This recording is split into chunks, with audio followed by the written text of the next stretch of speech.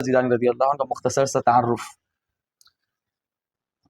حضرت سیدنا شیخ عبد القادر الجیلانی رضی اللہ عنہ وارضاہ، آپ والد کی نسبت سے حسنی ہیں، والدہ کی نسبت سے حسینی سادات ہیں، دونوں نجیب الطرفین ہیں، اور آپ کی ولادت باسعادت سے پہلے تفریح الخاطر میں ملتا ہے کہ ملا علی قاری رحمۃ اللہ علیہ نے بھی نقل کیا ہے کہ آپ صلی اللہ علیہ وسلم نے آپ کے والد ماجد کے خواب میں تشریف لائے اور ارشاد فرمایا، یا ابا صالح اعطاک اللہ ابنا سیکون لہ شأن بین الاولیاء والاقطاب، سیکون محبوبی و محبوب اللہ، وہ میرا بھی محبوب ہوگا، اللہ کا بھی محبوب ہوگا، وسیکون لہ شأن بین الاولیاء والاقطاب، اولیاء اور اقطاب میں اس کی ایسی شان ہوگی کشأن بین الانبیاء والرسل، جیسے میری شان انبیاء اور رسولوں میں ہے، اولیاء اور اقطاب میں ان کی وہ شان ہوگی۔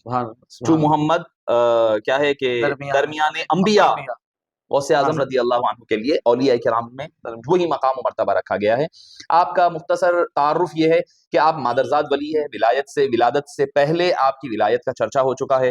بھئی ولایت سے پہلے، پیدا ہونے سے پہلے آپ کے چرچے ہو چکے ہیں، ہر کوئی کون، حضرت جنید بغدادی 300 سال پہلے کہہ رہے ہیں، ایک بغداد میں جیلان میں ایک نوجوان اٹھے گا کہ بھئی ان کا قدم میری گردن پر ہوگا، لوگوں نے کہا کون؟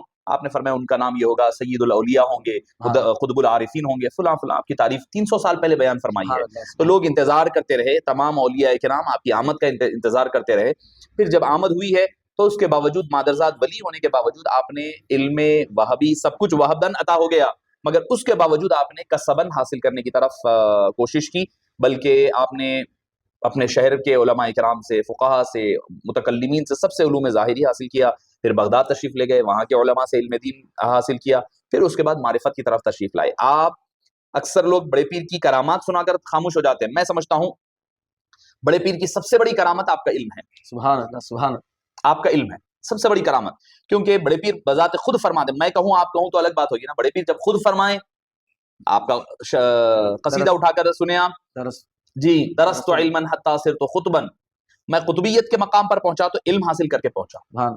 علم ہوگا تو آدمی کو سچ اور حق میں فرق کرنے کی تمیز پیدا ہوگی، حق اور باطل کو سمجھ سکے گا۔ جب آپ مراقبے میں ہے، شیطان نیچے اتر رہا، تو آپ نے کیسے پتا چلایا کہ وہ شیطان ہے؟ ایک تو فضل ربی ہے ہی ہے، بے شک، بے شک، وہ فضل ربی کے حصول کے لیے بھی تو علم ہونا ضروری ہے۔ بے شک، اگر علم نہیں ہوگا تو آدمی اس کو پھر صحیح سمجھ جائے گا، بھٹک جائے گا۔ تو آپ کا سب سے بڑی کرامت آپ کا علم ہے، آپ کی صداقت ہے، سچائی ہے، پاکیزگی ہے، آپ کی تعلیمات ہے، صبح قیامت تک روز روشن کی طرح آیا ہیں۔ پھر تصوف و طریقت میں آپ ابتدا سے، یعنی حضرت آدم سے لے کر قیامت تک، حضرت امام مہدی کو چھوڑ کر جتنے بھی اولیاء کرام آئے ہیں، ان سب کے سردار اور ولی کا نام حضور غوث الاعظم دستگیر رضی اللہ عنہ وارضاہ ہوئے۔ اس میں کسی سلسلے کو کوئی شک نہیں ہے، بالکل، چاہے وہ نقشبندی ہو، قادری ہو، چشتی ہو، سہروردی ہو، شاذلی ہو، رفاعی ہو، کوئی بھی ہو، ہر سلسلے پر فیضان غوث اعظم ہے۔ اگر وہ مانے تو سب کچھ ہے۔ حضرت مجدد الفسانی رحمۃ اللہ علیہ فرمائے، جی، فرمایا کہ بھئی جو فیض اللہ نے حبیب پاک سے حضرت علی، فاطمہ رضی اللہ عنہا کو پہنچایا، اس کے بعد حسنین کریمین، اس کے بعد ائمہ اثنا عشر 12 ائمہ کو پہنچا، اس کے بعد راست وہ فیضان حضور غوث الاعظم کو پہنچا، اس درمیان کوئی نہیں ہے۔ بالکل۔ پھر پوچھے آپ کا مقام کیا ہے؟ تو فرمایا میں ان کا نائب ہوں۔ سبحان اللہ، سبحان اللہ، ان کے قدم بر قدم چلنے والے کا نام مجدد الفسانی۔ تمام ہی اکابرین کا یہی کہنا اور یہی ماننا ہے۔ سبھی نے، کون؟ عبداللہ بن یافعی علیہ رحمہ فرماتے یا غوث الورا غیث الندى نور الہدى بدر الدجى شمس الضحى بل الانور، یا غوث الورا، اے غوث الورا، غیث الندى، نداؤں کو سننے والے، یا نور الہدى، ہدایت کے نور، سرچشمہ، یا بدر الدجى، اے 14ویں رات کے چاند، یا شمس الضحى، صبح کا چمکتا ہوا سورج، بل الانور، بلکہ اس سے بھی روشن اور منور شخصیت کا نام حضور غوث اعظم رضی اللہ عنہ۔ سبحان اللہ، سبحان اللہ۔